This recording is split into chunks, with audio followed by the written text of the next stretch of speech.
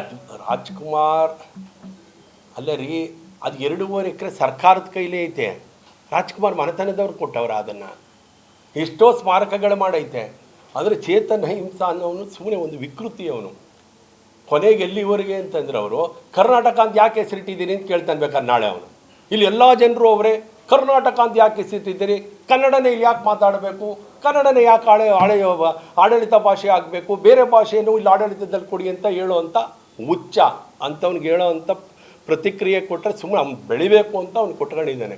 ಬಹುಶಃ ಒಂದು ರೀತಿನಲ್ಲಿ ನಾವು ಖುಷಿ ಪಡಬೇಕು. ಅವ್ನು ಹೇಳಲಾಗಿ ಅಣ್ಣವ್ರು ಏನೇನು ಮಾಡಿದ್ರು ನಾಡಿಗೆ, ಕನ್ನಡ ನಾಡಿಗೆ ಅಂತ ದಿನ ಸಾಮಾಜಿಕ ಜಾಲದಲ್ಲಿ ಜನ ನೋಡೋಂಗಾಗಿದೆ.